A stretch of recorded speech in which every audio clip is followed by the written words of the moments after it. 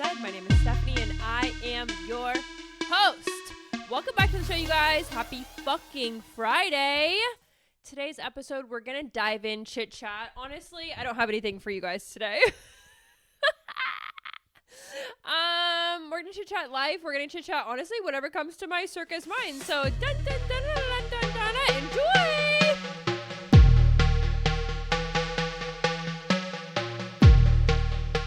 Hi, guys. Welcome back to the show. I am wearing blue eyeshadow today, and honestly, it's giving bad bitch for multiple reasons. First reason is, still got it. Second reason, shadow box. It's been a minute since I've done a shadow box, and that I can still do.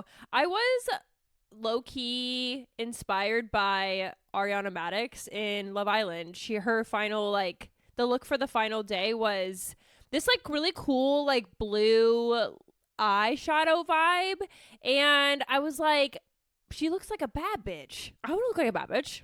So that's what's going on. We have a, if you're not watching me on video, I'm just doing a blue shadow box. So nothing new, that exciting there. You guys, just really quick, because we always start with beauty. Did you guys, what's going on with Makeup Forever? I was looking at the Nordstrom website this morning, not shopping anniversary sale because I don't have a job. And, but I was just browsing. And Makeup Forever is now being sold at Nordstrom, which I didn't know that. But then everything looks a little, I mean, dare I say cheap? Like, okay, I grew up with Makeup Forever being like the bad bitch brand. Like, I mean, I worked at Sephora when I was 18. Makeup Forever was like our staple, most coolest brand that we had. And it was like one of our best sellers. And it just always had like the sleekest packaging, the sleekest vibe. Honestly, like even like the artists that would come in to like support during the day for the brand, they would come from like, they would be the ones that would like travel around. What's that called? Like an AE. Wow, I'm really pulling from my deepest, darkest folders right now. And, which is good because my current, not so great. And I'll tell you guys about it. And because you're here, I'll tell you guys about it. Don't worry, I'll let you know what's going on today. And, I don't even know did you guys notice my intro? I didn't even know what to say in the intro because I was like, what do I say in the intro when I don't even know what this episode is about? How am I supposed to introduce the show when I'm like, and what are we going to chit chat about today? Normally I like to have like 3 anchor points. I don't have I have some anchor points. They're not anchors. They are just points. Anyway, Stephanie, get the train. What are you doing? On the track. Okay. And Makeup Forever used to give bad bitch, and it no longer gives bad bitch, in my opinion. It's giving Revlon. Like, how sad is that? Like, I don't know. I kind of feel like they just like lost the plot a bit, and I'm sad to see it. That's what's going on with me this morning. Just discussing makeup brands and being sad that things are changing. Not to get sad on the mic, but that's where I'm at. And yeah, also, okay, last thing about Makeup Forever. To the girlies that do remember Makeup Forever, didn't it used to be makeup one word, forever one word? Or is this like the Bernstein Bears vibe? What's that called? Butterfly? No. Mandela effect? Good job, brain. See? Sometimes. So I'm not sure if it's just like giving Mandela effect or if they really changed the branding. Because that's the first thing I noticed. I was like, make up forever, like all separate words is not really how I remember it.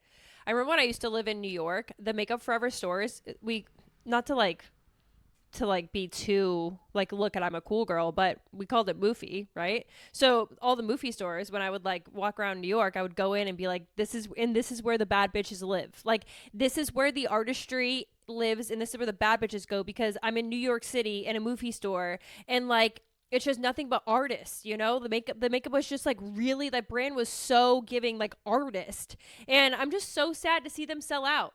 Like, the packaging used to be black, sleek. You could tell it had weight to it. Every product like really had like, you know, like you're holding a makeup product. Like, it just everything about it was like very luxury, very cool, very, very, very art. And now it's like the packaging is like light, like white packaging on a blush. Like, You didn't need to do all that, like what happened. And I think what happened is they stopped being such an artistry focused brand and tried to sell to the masses to like make more money. So everything in it changed. They were like, let's just give light, let's just give airy, let's change the website, let's change the packaging. And I think what happened is now they lost their core audience, which was artists. And now they're trying to sell to the masses, which is like, people don't get it. Because the reason that the brand was super supported by artists was because we felt like it was created for artists. It's like what people would say. That's what I felt. But now I'm like, I wouldn't support the brand any longer because I can tell this is no longer for me. So that's what's going on with me. Today's Friday. Let me just update you. Let me bring you up to speed. I went to yoga this morning. I did feel good. I did. I actually felt really good this morning. I've been actually feeling good yesterday and today. So 2 good yoga classes since the last time I saw you. So that's really good. Just saw my cutie friends. The sun was coming up. I was like gleaming and I was just like, wow, this is fucking incredible. So great start there. Something funny that happened with is Bubs. Okay. I wasn't going to tell you guys because I don't really want to get into this and I don't want you guys to tell me that I'm a bad dog owner. Okay. And I get that this is not like the most ideal situation and I'm a little embarrassed by it. And so is Bubs. So please don't come for me. But if you do come for me, I get it. So Bubs got lost at school recently and he's only gotten lost one time. He's been going to school with the same people for probably 6 years. And in the past 6 years, it has happened where I pick up my phone. They had texted me, hey, we can't find Bubs. He's been gone for X amount of time, right? Usually it's something for like 5 to 10 minutes. And I panic and I can never help them because I'm always like, I don't know what I'm supposed to do about this. But it's because his listening ears are off, right? Like I know he doesn't have great recall. They also know he doesn't have great recall. So none of us here are shocked. I'm also not really panicked. I'm kind of just like, I don't know.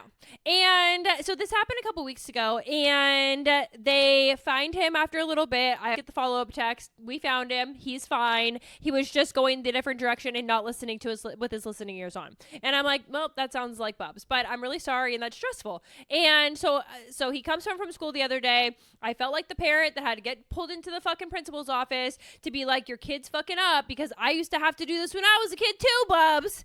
And except for he's not a kid. He's freaking 8. So I walked outside and I was like, what happened at school today, Bubs? And they were like, it's fine. And I was like, I feel like it's not. Like, are you guys okay? Like, I'm really sorry, like I just feel like it's important that I at least apologize for the anxious spiral that I imagine they go through when they lose my dog, right? And like, can you imagine that's like your job to like take dogs out and then you just lose one? Like that's like really not an ideal day at work. And so that happened and they were like, it's really not a big deal. And I was like, what do we do to mitigate this issue? I know it's only happened one other time in the past 6 years. I know this is like not really a super occurring issue, but because it's happened again, like, what do you need me to do? Like, how can I help this situation? And they're like, we don't really know, but I guess like maybe we'll do to hot dogs again because Bubs does respond well to hot dogs. And this is how Bubs just gets whatever he wants. Like, he's just like, I'm just gonna not listen and then I'll get hot dogs at school. So you guys want to know what I did one time at school? Wait, I can tell a story. So in high school, I had a really bad habit of cutting class and I did it for years. Like, I just don't have any interest. Like, I don't understand math. We've already talked about this on the mic. Like, I don't really get it. I never really understood the classroom setting. Like, from being a child, I never understood why we have to be here for so fucking long. Like, the way that I still like imagine that school clock, me just like staring at it and being like, why is the time moving at a glacial motherfucking pace? Like, it gives me anxiety now. I feel like kind of low-key trapped. Like, what? I have to stay in this room this whole time? Like, to learn what? Like, it's in one ear, out the other. Like, my listening ears, similar to Bub's, off. Like, I just didn't ever feel like I understood the classroom setting. So at the first opportunity of like, oh, I don't have to go to this. Oh, I could just like cut class. I was down. I had this one really close friend in high school. And she used to be like, let's cut class. And I'm like, are you fucking kidding me that that's an option? Hell yeah. Like, I never wanted to do this anyway. And how we used to do it is, this is so funny. My friend, we would be sitting at a coffee shop downtown and she would write a little note on a binder paper and say like, notes. We would write each other's notes. She would say like, Stephanie Crawl needs to leave for lunch today. She has a doctor's appointment. And then she would sign it. And then I would say her name, and I would say so-and-so needs to leave at lunch. She has a doctor's appointment. And then we would put each other's phone numbers on these letters. And that's how we would sign out at the office, I think. I'm trying to think where the letters would go. Yeah, I think we would just straight up go into the office, sign our little names out, and be like, we have a letter from our moms, and put the letter in like in like the little box, and we would leave. And on the binder paper, what we would do is, because she would write mine and I would write hers, we would like fold it, lick it, you know the vibes, right? Lick it, and then we would tear it in half. And this is how we could go with these absences being excused. So sometimes they would call my house afterwards, but I was always home to get that call, because they'd be like, Stephanie missed third, fourth, and fifth period today. But I would usually be able to be like, field that call. But the call wouldn't come through every time, because they were technically like excused absences because we had a letter. So this went on for most of my high school. I mean, probably for at least 2.5 years. Finally, I'm standing in a PE class one day, and one of the yard duties, I forget what they were called, walked in. Maybe I also heard it on the intercom. Stephanie Crawl, please come to the office. And I ignored it because I had this bad feeling. I knew we had finally gotten caught. And then they sent a yard duty for me. The yard duty walks onto the turf and goes, Stephanie, we need you in the office. And I said, they're like, did you not? Oh my God, I totally remember this. She said, did you not hear your name on the loudspeaker? And I was like, being a rebellious teen like this, like, I don't give a fuck. Like, I was just like, okay. And they were like, you need to come with us to the office. And I remember texting my friend, and I was like, we got caught for the letters. Like, I know we did. She was like, I'm literally in the office right now. I was like, fuck. And I walk into the office. I was like, okay, what's the worst that could happen? Like, who's really going to talk to me? Like, what's the big deal? And they bring me straight to the vice principal's office, which at this point I knew it was pretty serious.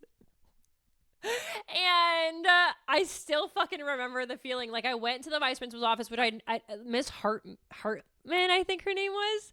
And she was scary as fuck. Always the vice principal, way scarier than the principal, right? I don't know. Something about the vice principal gives like, oh, you're in big trouble if you're in there.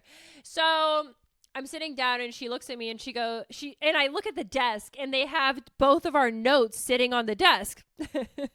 I see my friend's handwriting. I see my handwriting. I see our papers. That we thought we were so sly, which in our defense, we got away with this for a long time, so it was kind of a good idea. But eventually, and when you put them together, I'm like, well, that's pretty obvious. And she holds up both papers, and she goes, did you really think you weren't going to get caught doing this?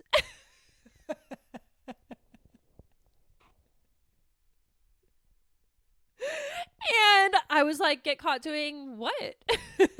And she was like, you guys have been writing these notes for how long? And I was like, we just did it one time. And she's like, no, you didn't. And she pulls out this folder and she had been collecting our notes for a hot fucking minute. And she goes, you guys just write each other notes, rip the paper in half, and don't think we're going to see that these two halves go together? And I was like, and she was like, we're calling your mom.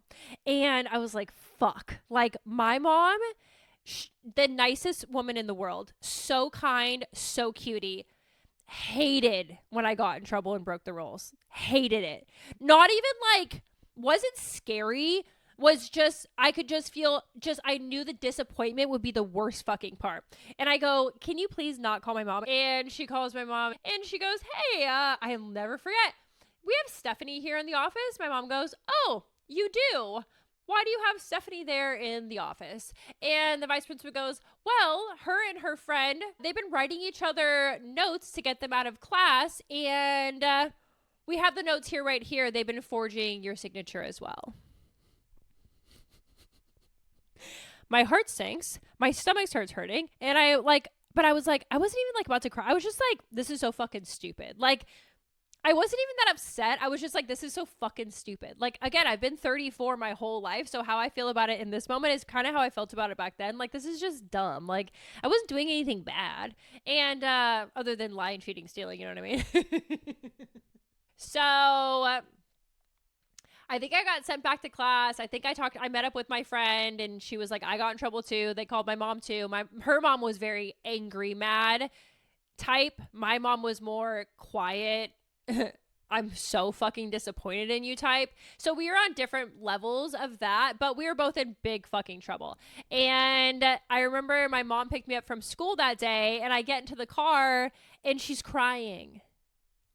Like, she's just crying. Like, she just was like, I'm so worried about you. Like, this behavior, Stephanie, like, I'm just, because they were struggling with me my whole life. Like, I never got along with my parents well. Like, I wasn't ever receptive to the help they were trying to give me. I was not receptive to what they were telling me to do. I was very rebellious. Very, very, very rebellious. And she was just like, I could tell she just, like, felt, like, defeated. And at that point, I started feeling more bad because her biggest question was, where were you? You know, like, I send you to school every single day thinking that you're going to be at school. It worries me that I didn't know where you were. Like, that was her biggest thing. And then I started feeling kind of bad about it. And I was like, well, I'm really sorry, Mom. Like, I really, like, apologized to my mom a lot. Like, I was really sorry for worrying her, for sure. And you awake? What are you doing? You listening to the story? Did you know about this? I haven't told you the story. Yeah, I used to get in trouble too, Buzz, at school. I started this because you got in trouble at school too. So I'm trying to say that you're not the only one that gets in trouble at school, Bubsy. Okay? Yeah, I got in trouble at school too, and they lost me as well. Okay, it's okay. It's okay, Bubs. It's fine, dude. So we live and we learn. It's okay.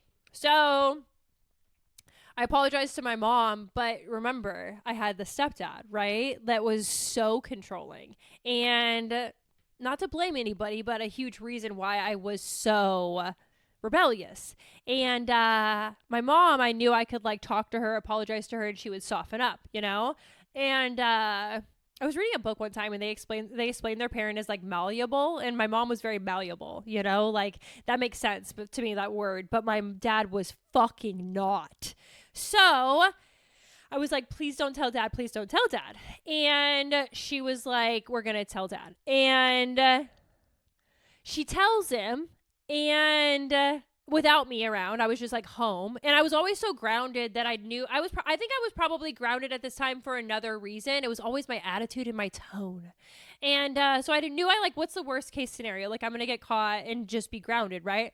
So she tells him, and then he was actually surprisingly cool about it because he also lived a wild life. He never told us about it that much, but, like, he was in a fraternity. He would tell us, like, things here and there about how he kind of lived a little reckless, used to drink a lot in college. Like, he had that to him. So there was a level of him that you could level with where, like, I knew that, like, my rebellious teen could meet his rebellious self, and, like, maybe we'd, like, get on the same page. So that's kind of what happened. Like, he was way more chill than I thought, which is so wild. Like, when I was, like, in trouble with him, it was always not things that were worth being in trouble for. Does that make sense? But the things that I actually did that, like, could invoke maybe, like, a bigger response, he was calm. Very confusing, you know, like, really hard to predict what he was going to act like, which was, I mean, it instilled a lot of fear in me because how do you know, you know? So he's pretty chill. And a couple hours go by that evening, and then he's sitting outside wearing a blue polo shirt. I'll never forget, sitting at the outside table. My mom goes, Dad wants to talk to you. I said, we already talked about it. What does he need to say? She goes, Dad wants to talk to you. And I was like this, okay, this is bad. I go outside, I sit down, and he looks at me and he goes, you were forging signatures? And I was like, yeah. He was like, I wasn't upset with you before for cutting class. I'm extremely upset with you for forging your mom's signature. This is what I mean. What? A little swoosh swoosh and now I'm in trouble? Like, I get it. It's like not great to forge signatures, but I'm like, I'm fucking 15, 16 years old. Like, we fucking do shit, dude. We fucking ball. What are you talking about? And he's fucking livid pissed. Like, this is where he starts getting really angry, and he's like mad, and he's like not yelling, but he's like posturing. Like, and so I started getting really fearful, and like, I was like, what's going to happen to me, you know? And eventually it like simmers down. I'm pretty sure I probably got grounded for like, I don't know, probably like maybe like a month.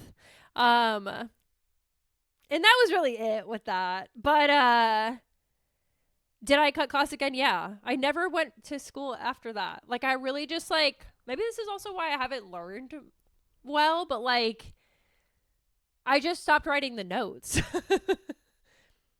Like I just stopped writing the notes. Like, you know what's crazy is that I had a 4.0 in my master's program, and it was the only time in my whole life I had. Maybe it's because I've always been 34 and I'm like, just give me the advanced education. Like the basic shit, I'm just bored. Like I don't have time for all this. Like, but if you're teaching me stuff that I'm really interested in, like working with humans, like being a therapist, because I do make all these jokes about how like I feel kind of stupid. And even growing up, my biological dad used to always make jokes about how he was stupid because he got kicked out of high school and he didn't graduate. I don't think he graduated high school. He definitely did not go to college. And he used to always make jokes about, he's like, I'm too stupid to do that. And I feel like him too. I feel too stupid to do a lot of things as well. And my grades really reflected that, you know, my me going to school really, me not going to class really reflected that. Like I really wasn't, but my parents, I hear my fucking dad and mom being like, you don't apply to yourself. And it's like, yeah, I'm not applying myself because I fucking hate it here. Like I don't understand all this. Like I'm sitting in the back taking notes and then I take the test and I get an F like every single fucking time. I'm just failing, and I'm going to tutoring, and then in the tutoring experience, like I kind of understand it in tutoring, and then I go to school and I don't understand it anymore. Like I just like really struggled to learn for a really long time. So I forged signatures to get out of that because I literally like I will figure out how to get out of this. Like I'm not going to sit and be stuck forever. When I was in like third grade, I remember what happened that made me start to be really rebellious. There was these things called the red box. And if you get in trouble in class, which I was always getting in trouble in class, my mom was also getting called when I was in third grade, fourth grade, second grade. Stephanie's not listening. Stephanie's talking during class. I'd be getting in trouble. It's very normal. And one day I got in trouble in class. They put me in the red box for 30 minutes, right? Lunch is 30 minutes. I go to the red box for about 5 seconds. And then I go, I don't want to do this anymore. I walk out of the red box because what? It's paint on the ground.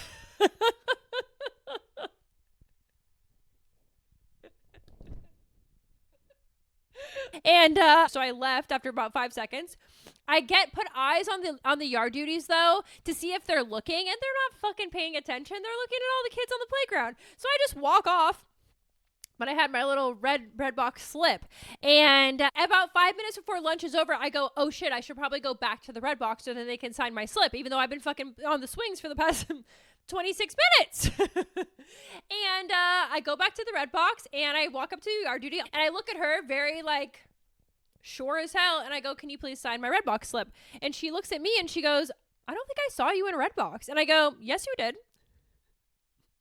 And she goes, which one were you in? And I pointed at like the third one over that was kind of far away in the distance that maybe she would have missed it. And she looks at me and I look at her. She knows I'm lying. I know I'm lying, but I also know I'm kind of getting away with it. And she goes, I didn't see you in there, but okay, I'll allow it for this time. And she signs it and I walk away and I go, and that's how I'm going to live the rest of my motherfucking life. So I'm not upset with Bubs. I just feel like, you know, I get it. And since then, we've been doing hot dogs. And honestly, probably for the rest of his little life, we're going to do hot dogs. Because I can't take the anxiety and stress of like, what if he runs away? And honestly, his school doesn't really deserve that either, you know? Like, they were like, they literally said to me, they were like, if it was any other dog, we would have been really stressed out. But because it was Bubs, we weren't really worried. We knew he would come back eventually. And he has an air tag on him, so I was like, I mean, if it really got to that point, we would be able to find him. But yeah, Bubs is not. He was in big trouble. Except for I was mad at him for a little bit, and then like later that night I started feeling bad for being mad at him because I was like, Stephanie, you used to act like this. And did you like it when your parents were mad at you about it? No. I stayed getting in trouble. Okay, I'm just going to talk about an intention I've been setting this week, and then I'll let you guys go. I didn't realize this episode was going to be all a big giant story, but I kind of loved it. Did you guys enjoy that? Do you guys feel like you're learning a little bit about me? Sometimes I think it's helpful to like because I talk about such complex things. I also realize that you guys haven't been in my life for the past 34 years. So I do think it's important that I give some level of background.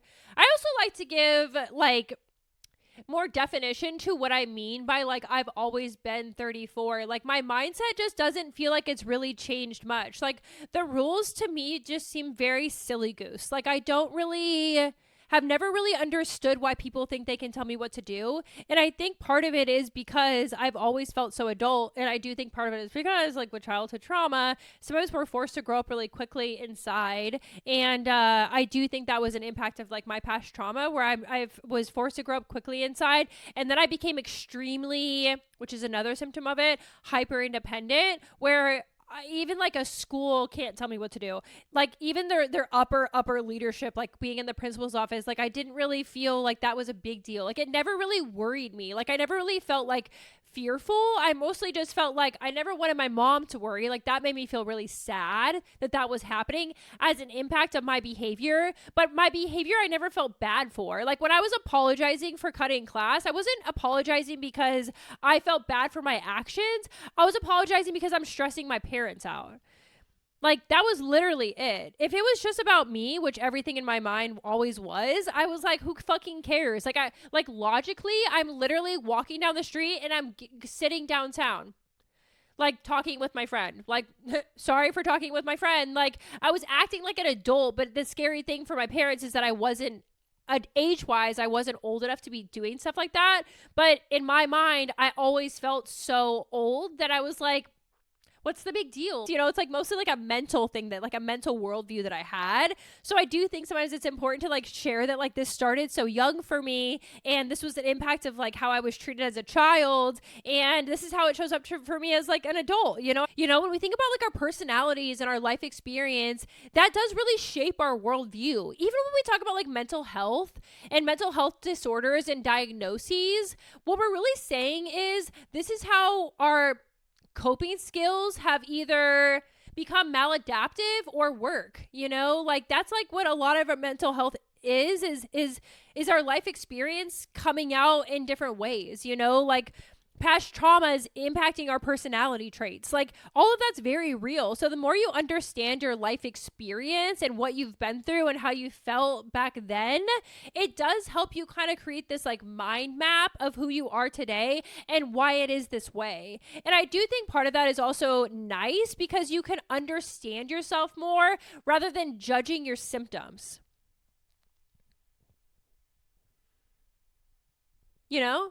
Like, I do think, I hear it all the time, people like judging their symptoms. Like, oh, I hate my ADHD. I hate that it makes me act like this, makes me run late, things like that. Well, then maybe like get to know your ADHD more. What are the symptoms? And then how do you think you formed that worldview? What happened when you were a kid?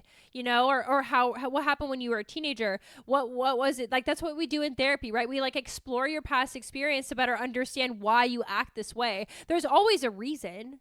You know, there's always a reason that we are this way. So even when I think about like mental health, it's like important that we don't judge it. We really have to get to know it more. And it's not, I mean, part of this podcast too has been really helpful for me to do that with myself. You know, like I listen back to these stories and I'm like, yeah, that did start really young. Yeah, that hyper independence did play a role in how you showed up in the workplace when you were an adult, you know, things like that. Not all my bosses hate me. Some of my bosses actually fucking love me because they think that this trait within me is like really going to get me far. So some of my bosses like really see me and they get me, but we always be buddy heads. Even the bosses that love me now, they didn't love me when I worked for them.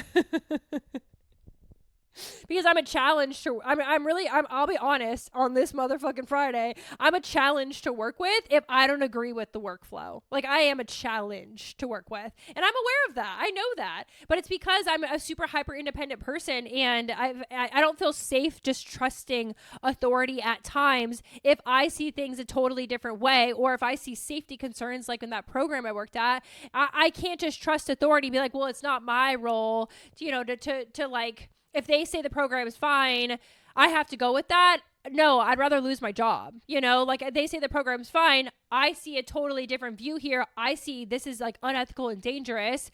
I'm closing it down. I don't care what you guys have to say about it. You know, doesn't bode well though for a W-2 job. Like I've held down roles. The ones I've held the longest are the ones that they let me do what I want to do. They hear me out and they let me be a part of the change, and they like put together workforces to like help, you know, me portray my vision and bring my vision to life, like in starting new programs and things like that. I'm so good at that type of shit. But you cannot put me in a place where the program already exists and be like, just keep it running. I can't.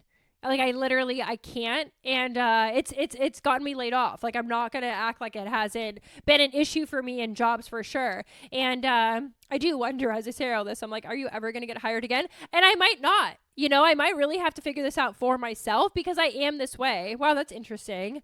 Do you think that? Yeah, I mean, I do think about that a lot. It's not that I'm like not it's not that I'm not hireable, but I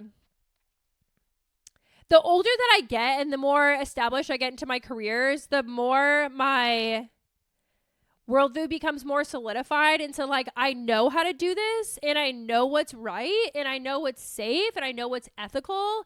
And if those things are not all checking boxes for me, I won't be able to work there because I won't be able to just sit by and like watch it happen. So the downside of that is like, it's really is like I don't have a job.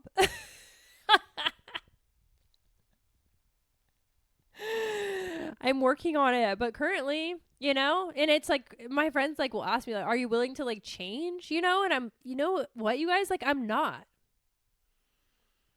And I understand it's like a privilege to be able to just to say that, but I'm really not. And that's why like being a therapist actually was a good job for me, is because no one was really telling me what to do and how to be a therapist, and I was a super effective therapist for my clients because I'm very like, I can really work with anybody. That is like a strength that I totally have. Like I can really work with anybody, and if I see progress moving forward, I can like really adapt to that and be able to support all different types of people. I've worked in so many different types of populations, and I think that's why I'm super adaptable and within my own workflow and system. But if you put me in another workflow or system that I don't really agree with, I can't adapt to one I don't agree with. I guess that's what it is. I'm adaptable if I agree or if I see the greater vision here. Like my clients, like their lives and whatever. I can be so supportive and just really roll with them like that, because I know that's my role here, is just to like roll with them, be with them, see them, hear them, and I got that. Like I can totally do that. But if you put me in a program where I don't believe that it's like, it's working, then I can't shut the fuck up. So wow, I really talked a lot about myself today. Is this interesting? I don't know. Dude, I stayed getting in trouble as a kid. My mom was like asking me so much at that time too, just like, are you doing drugs? And it's like, why do you keep asking that question? Like, instead of like asking that, maybe just like educate me on like what you're talking about here. Like, what are drugs? What are we talking about? But instead it was like, if you're cutting class and doing drugs, that would be so much worse, And it's like, I don't know. It just felt like so much. And I'm not a parent, so I never try to like put a parent lens on it because I don't have one. I don't know what that would be like. But I do wish my parents would have come from more of like a educational standpoint of like, kind of like my mom did, honestly. Maybe I just will close with this. I was going to pivot, but maybe not. Like, let's just let this land.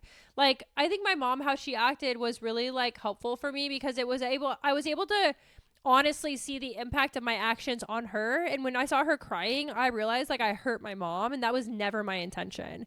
And it gave me a sense of like, I do feel kind of bad. If she would have yelled at me, I wouldn't have given a fuck. Does that make sense? Like, how my dad treated me in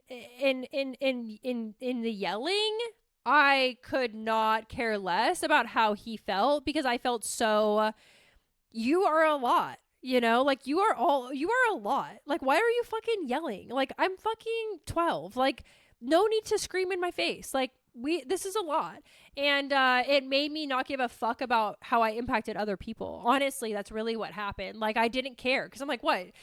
Everyone's gonna get like, you're gonna be like so mad that you're gonna like hurt me because you're just like yelling. Like, I don't give a fuck that my actions made you act like that. I don't think you should be acting like that at all. Like, so I did feel like that was how I reacted. But with my mom just kind of expressing her emotions honestly, I was like, oh, like it made her feel worried. Like, okay, I understand that. Like, that's the difference, right? Like, my mom was so much more grounded. I was able to have like, I could be a little more self-aware with like, okay, I probably shouldn't have done that because of this. Like, I don't want to make her feel worry.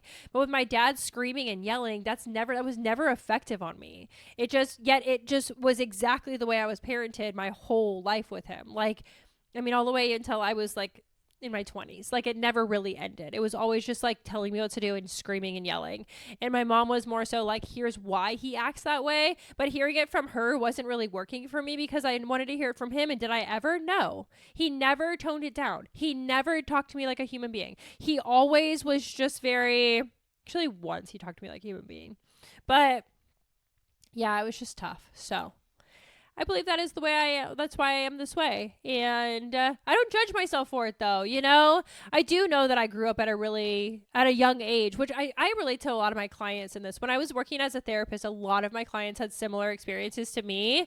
It's an interesting thing about being a therapist is like you learn more about yourself sometimes a little bit. And it's like, that's the least this fucking field could offer us because the field pays us so low. Like the least it could do is like offer us some insight, right? And it does, you know, I'll give it that. It does. Sometimes people are like, oh, you just became a therapist to heal yourself. And I'm like, it's literally the least this job could do, right? Like they're paying us $55,000 a year. Sometimes you're paying us nothing. I worked for nothing for a year and a half in an inpatient rehab. Like, come on, guys. If I heal myself a little, God for fucking bid. Like, such a weird argument. I always think that's so odd. And like, what do you want me to heal myself? Like, so I can be a better provider? Like, that's such a weird argument. But anyway, I'm not going to give space to the haters today.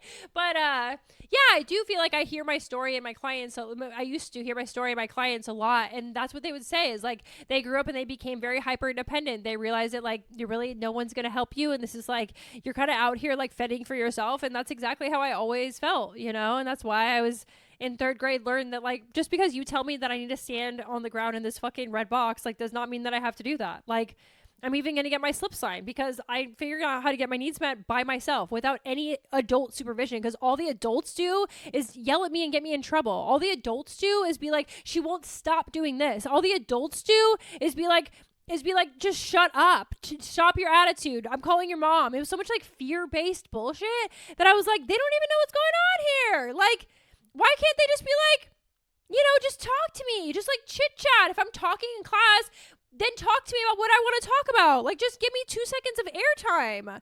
But instead it's just like so much like, it was just like so just like constraining to me in my sense of self. And I think because I was so adult inside, I felt terrible. Like I felt like so much constriction and it was really hard for me. So as an adult, I really lean into my independence and in my individuality, which is probably why I struggle in jobs, you know? Like it's probably because I just feel like it took me so long to be able to be this independent because I always felt like I was independent inside, but I had a house to grow up in, right? I had people to be around. I had schools to tell me what to do. There was so much of like, yes, I was independent, but I was also so constricted.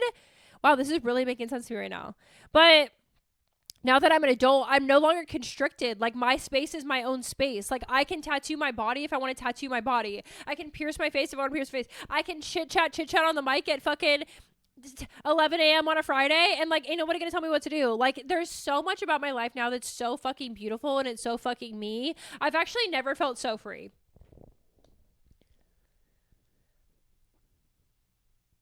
Like my outside is finally matching how I feel inside.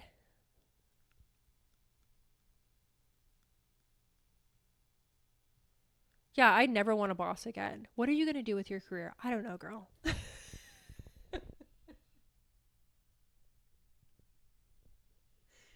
I don't know, girl. I love you guys so much. Thanks for listening to this episode of me processing my feelings. I don't know. It feels good to kind of know it's always been this way, you know? I'm not like losing my mind. It's like you've always had your mind with you. Your mind just works different than other people. Like you just can't sit in classrooms like other people. You can't listen to people tell you what to do like other people, you know? And I don't know, is it like privilege? Probably a little bit. Is it just past experience? Probably a little bit. Childhood trauma, little smidgy here, smidgy there. Like, yeah, dude, I think it's just this is exactly why you are this way.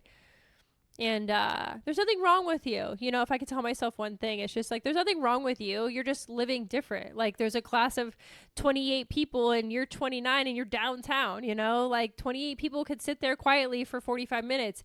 The 29th person, where is she? You know, she just can't.